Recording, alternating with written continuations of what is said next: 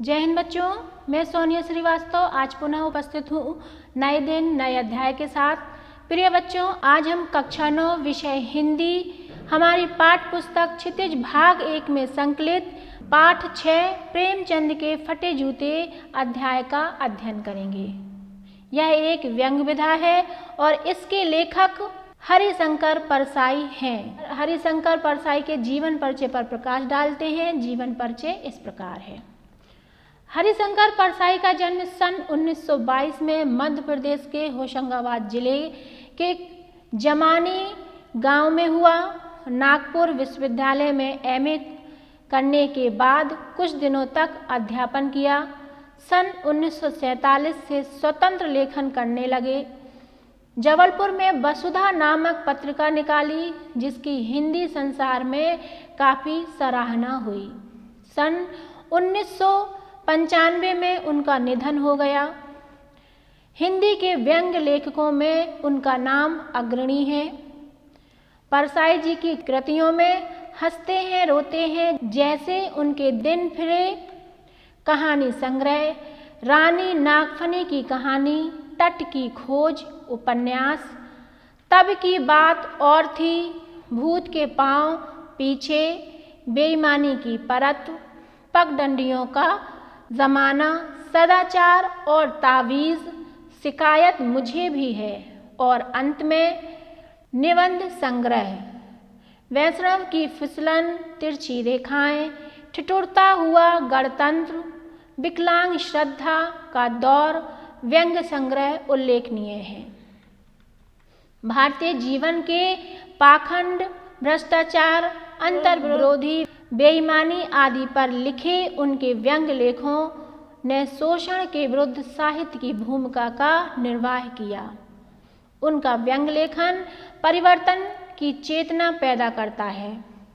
कोरे हास्य से अलग यह व्यंग्य आदर्श के पक्ष में अपनी उपस्थिति दर्ज कराता है। सामाजिक, राजनीतिक तथा धार्मिक पाखंड पर लिखे उनके व्यंग्यों ने व्यंग्य साहित्य के मानकों का निर्माण किया। परसाई जी बोलचाल की सामान्य भाषा का प्रयोग करते हैं, किंतु संरचना के अनूठेपन के कारण उनकी भाषा की मारक क्षमता बहुत बढ़ जाती है। प्रेमचंद के फटे जूते शीर्षक में परसाई जी ने प्रेमचंद के व्यक्तित्व की सादगी के साथ एक रचनाकार की अंतर्वेदी सामाजिक दृष्टि का विवेचन करते हुए आज की दिखाई गई प्रवृत्ति एवं अवसरवादिता पर व्यंग्य किया है। बच्चों, जीवन परिचय से संबंधित कुछ प्रश्न दे रही हूँ। ये प्रश्न आपको जीवन परिचय याद करने में सहायता प्रदान करेंगे और इन प्रश्नों का उत्तर आप स्वयं खोजकर लिखिएगा। प्रश्न 1, हरिशंकर परसाई का जन्म कब और कहाँ हुआ? प्रश्न 2, हरिशंकर परसाई ने एमए की शिक्षा कहाँ से प्राप्त की? प्रश्न नंबर 3, हरिशंकर परसाई की कुछ रचनाओं के नाम लिखिए। प्रश्न नंबर 4, किस पत्रिका के कारण हिंदी संसार में हरिशंकर परसाई की सराहना हुई अथवा उन्होंने किस पत्रिका का संपादन किया? प्रश्न 5, हरिशंकर परसाई किस विधा में अग्रणी थे?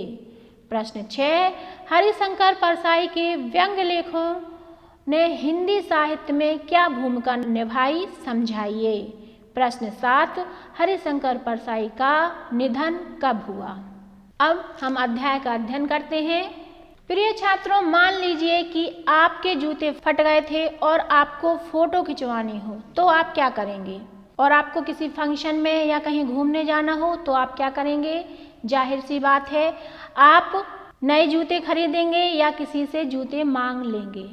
फटे जूते तो कतई नहीं पहनेंगे, शायद बिल्कुल नहीं पहनेंगे। पर एक ऐसे व्यक्ति भी हैं जिन्होंने फटे जूते पहनकर फोटो खिंचवा ली और उस पर एक अध्याय भी बन गया जो हमारे पाठ में, हमारी पाठ्य पुस्तक में संकलित हैं। बच्चों, ये व्यक्ति भी कोई साधारण व्यक्ति नहीं थे। ये थे हिंदी साहित्य के प्रसिद्ध साहित्यकार धनपत राय श्रीवास्तव अर्थात प्रेमचंद जी। हाँ बच्चों, आज हम इनके ही सरल और सादगी भरे व्यक्तित्व के बारे में पढ़ेंगे। जिसे बहुत ही रोचक अंदाज में लेखक ने प्रस्तुत किया है। तो चलिए बच्चों, अध्याय का अध्ययन करते हैं। बच्चों, हरिशंकर परसाई एक महान व्यंग्य लेखक थे। किसी भी वस्तु को या चीज को सीधा, सरल और मजाकिया तौर पर समझाना उनकी लेखन की कला थी। इस अध्याय में वह बताते हैं कि वे प्रेमचंद जी की फोटो देख रहे हैं और अचानक उनकी नज़र उनके फटे जूतों पर पड़ती है और वह हैरान परेशान से होकर सोचने लगते हैं कि आखिर कोई फटे जूते पहनकर कोई कैसे फोटो खिंचवा सकता है। यह उनकी नादानी समझें या समझदारी, या इतने सादा, इतने शिष्ट थे प्रेमचंद जी कि उन्होंने फोटो में भी अवसरवादिता अर्थात दिखावापन को महत्व नहीं दिया। और इसी कशमकश का वर्णन उन्होंने बहुत रोचक ढंग से प्रस्तुत किया है। तो चलिए अध्याय का अध्ययन करते हैं। लेखक कहते हैं, प्रेमचंद का एक चित्र मेरे सामने है। पत्नी के साथ फोटो खिंचा रहे हैं। सिर पर किसी मोटे कपड़े की टोपी, कुर्ता और धोती पहने हैं। कनपटी चिपकी है, गालों की हड्डियां उभर आई हैं, पर घनी मूछें चेहरे को भरा भरा बतलाती हैं। पाँव में कैनवास के जूते हैं जिनके बंद बेतरतीब बंधे हुए हैं। लापरवाही से उपयोग करने पर बंद सिरों पर की लोहे की पतरी निकल जाती है और छेदों में बंद डालने में परेशानी होती है। तब बंद कैसे भी कस लिए जाते हैं। अर्थात इस प्रसंग में लेखक प्रेमचंद जी की लापरवाही बता रहे हैं या सादगी बता रहे हैं कि किस तरीके से वह सादा रहते हैं। आगे बढ़ते हुए वे कहते हैं, दाहिने पांव का जूता ठीक है, मगर बाएं पांव के जूते में बड़ा सा छेद हो गया जिसमें से उंगली बाहर आ गई। उनकी नज़र उनके फटे जूते पर पड़ती है। वो कहते हैं, ओह, इसमें तो छेद है। आगे कहते हैं, वह जब मेरी दृष्टि इस फटे जूते पड़ती है तो उसमें अटक गई। सोचता हूँ फोटो खिंचाने की अगर यह पोशाक है तो पहनने की कैसी होगी। तब वह आगे सोचते हैं, नहीं, इस आदमी की अलग अलग पोशाकें नहीं होंगी। इसमें पोशाकें बदलने का गुण नहीं है। यह जैसा है वैसा ही फोटो में खिंच जाता है। अर्थात उन्होंने बताया है कि उनका व्यक्तित्व इतना निखरा हुआ है कि प्रेमचंद जी आडंबरों में नहीं पड़ते। जैसे कि हम साधारण लोग फोटो खिंचवाने जाते हैं या कहीं जाते हैं तो दुनिया भर की तामझाम करते हैं। नए जूते, नए कपड़े, सेंट, इत्र, मेकअप, बहुत सारी चीज़ों को करते हैं। तब जाकर हमारे अंदर यह भावना रहती है कि हम सुंदर दिखें, आकर्षक दिखें। पर यहाँ पर लेखक ने प्रेमचंद जी की सादगी का वर्णन किया है। उन्हें सिर्फ फोटो खिंचवानी थी, जैसे वो हैं वैसे ही दिखें। आगे बढ़ते हुए लेखक कहते हैं, मैं चेहरे की तरफ देखता हूँ। क्या तुम्हें मालूम है मेरे साहित्यिक पुरखे की तुम्हारा जूता फट गया है। मेरे साहित्यिक पुरखे अर्थात प्रेमचंद जी के लिए उन्होंने कहा है, क्योंकि वह साहित्य के जाने माने महान रचनाकार हैं। तो वो कह रहे हैं, हे मेरे साहित्यिक पुरखे, क्या तुम्हें मालूम है कि तुम्हारा जूता फट गया है और उंगली बाहर दिख रही है। क्या तुम्हें इसका जरा भी एहसास नहीं है, जरा लज्जा, संकोच या झेप नहीं है। क्या तुम इतना भी नहीं जानते कि धोती को थोड़ा नीचे खींच लेने से अंगुली ढक सकती थी, मगर फिर भी तुम्हारे चेहरे पर बड़ी बेपरवाही, बड़ा विश्वास है। फोटोग्राफर ने जब रेडी प्लीज कहा होगा तब परंपरा के अनुसार तुमने मुस्कान लाने की कोशिश की होगी। दर्द के गहरे कुएं के तल में कहीं पड़ी मुस्कान को धीरे धीरे खींचकर ऊपर निकाल रहे होगे कि बीच में ही क्लिक करके फोटोग्राफर ने थैंक यू कह दिया होगा। विचित्र है यह अधूरी मुस्कान। यह मुस्कान नहीं, इसमें उपहास है, व्यंग है। अर्थात लेखक कह रहे हैं कि उन्होंने ये भी ध्यान नहीं दिया कि उनके जूते फटे हैं, क्या वह अपनी धोती खींचकर उसको ढक नहीं सकते थे। आगे बढ़ते हुए कहते हैं, वे सोचने लगते हैं कि आखिर यह एक ऐसा आदमी है जो खुद को फटे जूते पहने फोटो खिंचवा रहा है या किसी पर हंस भी रहा है। फोटो ही खिंचवाना था तो ठीक जूते पहन लेते या ना खिंचवाते। फोटो ना खिंचवाने से क्या बिगड़ता था। शायद पत्नी का आग्रह रहा होगा और तुम अच्छा चल भाई कहकर बैठ गए होगे। मगर यह कितनी बड़ी ट्रेजेडी है कि आदमी के पास फ़ोटो खिंचवाने को जूता ना हो। मैं तुम्हारी यह फ़ोटो देखते देखते तुम्हारे क्लेश को अपने भीतर महसूस करके जैसे रो पड़ता हूँ, मगर तुम्हारी आँखों का यह तीखा दर्द भरा व्यंग मुझे एकदम रोक देता है। अर्थात वो कहते हैं कि उनकी आँखों में इतना तेज था कि वह जब व्यंग करना चाहते हैं तो वह रुक जाते हैं, और चूँकि वह लेखक थे तो ना जाने क्या क्या कल्पनाएं करते हैं कि क्या गृह क्लेश हुआ होगा, क्या पत्नी ने कहा होगा। तो लेखक कह रहे हैं कि उनकी आँखों ने उन्हें व्यंग करने से मना कर दिया। वो काल्पनिक कल्पनाएं कर रहे हैं कि क्या हुआ होगा, क्या उनकी अर्धांगिनी ने, उनकी पत्नी ने क्लेश किया होगा कि चलिए फ़ोटो खिंचवाइए, या कैसी स्थिति बनी होगी, इस पर विचार कर रहे हैं। आगे बढ़ते हुए लेखक कहते हैं, तुम फोटो का महत्व नहीं समझते। प्रेमचंद जी से कहते हैं, फोटो से ही बात कर रहे हैं और कह रहे हैं, क्या तुम फोटो का महत्व नहीं समझते? समझते होते तो किसी से फ़ोटो खिंचवाने के लिए जूते मांग लेते। लोग तो मांगे के कोट अर्थात कोट पैंट से वर दिखाई करते हैं, अर्थात दुल्हन देखने या लड़की देखने चले जाते हैं और मांगे की मोटर से बारात निकालते हैं। अर्थात जब बारात के लिए निकलते हैं तो वो मांगी हुई मोटर या कार को ले लेते हैं और शादी करने चले जाते हैं। फ़ोटो खिंचाने के लिए तो बीवी तक मांग ली जाती है। तुमसे जूते ही मांगते नहीं बने, तुम फ़ोटो का महत्व नहीं जानते। लोग तो इत्र चुपड़ कर फ़ोटो खिंचवाते हैं जिससे फ़ोटो में खुशबू आ जाए।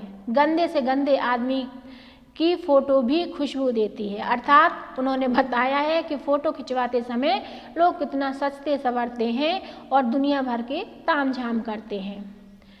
आगे बढ़ते हुए लेखक कहते हैं, टोपी 8 आने में मिल जाती है और जूते उस जमाने में भी 5 रुपए से कम में क्या मिलते होंगे। जूता हमेशा टोपी से कीमती रहा है। अब तो जूते की कीमत और बढ़ गई और एक जूते पर 2500 टोपियां निछावर होती हैं। तुम भी जूते और टोपी के अनुपातिक मूल्य के मारे हुए हो। यह विडंबना मुझे इतनी तीव्रता से पहले कभी नहीं चुभी जितनी आज चुभ रही है। जब मैं तुम्हारा फटा जूता देख रहा हूँ, तुम महान कथाकार, उपन्यास सम्राट, युग प्रवर्तक, जाने क्या क्या कहलाते हो, मगर फोटो में भी तुम्हारा जूता फटा हुआ है। मेरा जूता भी कोई अच्छा नहीं है। यो ऊपर से अच्छा दिखता है, उंगली बाहर नहीं निकली, पर अंगूठे के नीचे तला फट गया है। अंगूठा जमीन से खिसका है और पैनी मिट्टी पर कभी रगड़ खाकर लहूलुहान भी हो जाता है। पूरा तला गिर जाएगा, पूरा पंजा छिल जाएगा, मगर उंगली बाहर नहीं दिखेगी। तुम्हारी उंगली दिखती है पर पांव सुरक्षित है। मेरी उंगली ढकी है पर पांव नीचे से घिस रहा है। अर्थात लेखक बता रहे हैं कि उनके पास भी जूते हैं पर ऊपर से फटे हुए नहीं हैं। यहाँ पर वह एक वाक्य प्रयोग कर रहे हैं, कह रहे हैं, तुम पर्दे का महत्व ही नहीं जानते, हम पर्दे पर कुर्बान हो रहे हैं। पर्दे मतलब इज्जत। छात्रों, दुनिया में 2 तरह के लोग होते हैं। एक अपनी इज्जत अर्थात दिखावे के लिए कुछ भी कर सकते हैं, किसी भी हद तक जा सकते हैं। दूसरे वे जो दिखावे को अपनी इज्जत नहीं समझ सकते, उनके लिए साधारण जीवन और उच्च विचार ही महत्व रखते हैं। आगे कवि कहते हैं, तुम फटा जूता बड़े ठाठ से पहने हो, मैं इस तरह नहीं पहन सकता और फोटो तो जिंदगी भर इस तरह नहीं खिंचाऊं, चाहे कोई जीवनी बिना फोटो के ही छाप दे। तुम्हारी यह व्यंग मुस्कान मेरे हौसले को पस्त कर देती है। क्या मतलब है इसका? कौन सी मुस्कान है यह? क्या होरी का गोदान हो गया? क्या पूस की रात में नील गाय हल्कू का खेल चर गई?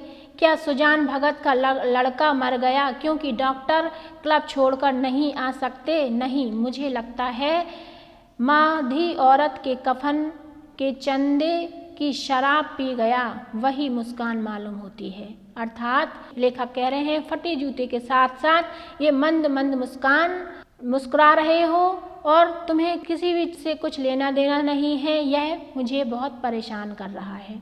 आगे बढ़ते हुए कहते हैं, नहीं, मुझे लगता है माझी औरत के कफन के चंदे की शराब पी गया, वही मुस्कान मालूम होती है। मैं तुम्हारा जूता फिर देखता हूँ कैसे फट गया होगा। यह मेरी जनता के लेखक क्या बहुत चक्कर काटते हैं?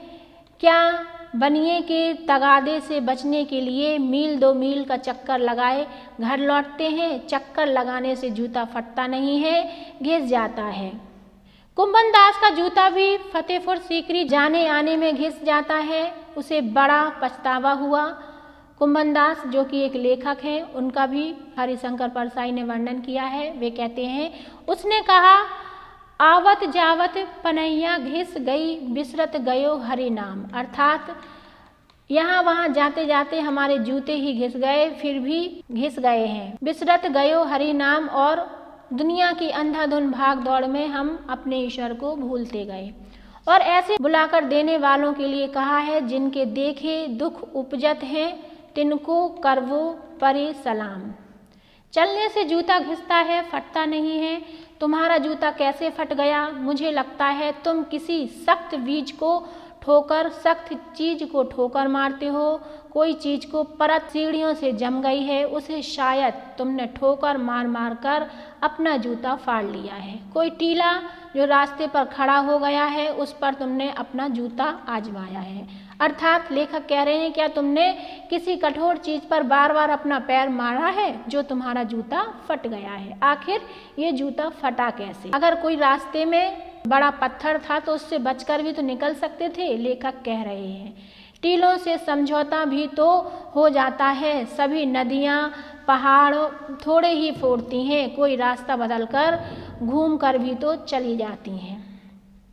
तुम समझौता नहीं कर सके, क्या तुम्हारी भी वही कमजोरी थी जो हीरो को ले डूबी? वही नेम धर्म वाली कमजोरी, नेम धर्म उसकी भी जंजीर थी। मगर तुम जिस तरह मुस्कुरा रहे हो, उससे लगता है कि शायद नेम धर्म तुम्हारा बंधन नहीं था, तुम्हारी मुक्ति थी। तुम्हारी यह पाँव की उंगली मुझे संकेत करती सी लग रही है, जिसे तुम घृणित समझते हो, उसी तरफ हाथ की नहीं, पाँव की उंगली से इशारा करते हो। तुम उसकी तरफ इशारा कर रहे हो जिसे ठोकर मारते मारते तुमने जूता फाड़ लिया। मैं समझता हूँ तुम्हारी उंगली का इशारा मैं समझता हूँ, और यह व्यंग मुस्कान भी समझता हूँ। तुम मुझ पर या हम सभी पर हंस रहे हो। उन उंगली छुपाए और तलुआ छिपाए चल रहे हैं, उन पर जो टीले को बरकरार बाजू से निकल रहे हैं। तुम कह रहे हो, मैंने तो ठोकर मार मार कर जूता फाड़ लिया, उंगली बाहर निकल आई, पर पाँव बच रहा है, मैं चलता रहा। मगर तुम उंगली को ढांकने की चिंता में तलवे का नाश कर रहे हो। तुम जानते तुम चलोगे कैसे?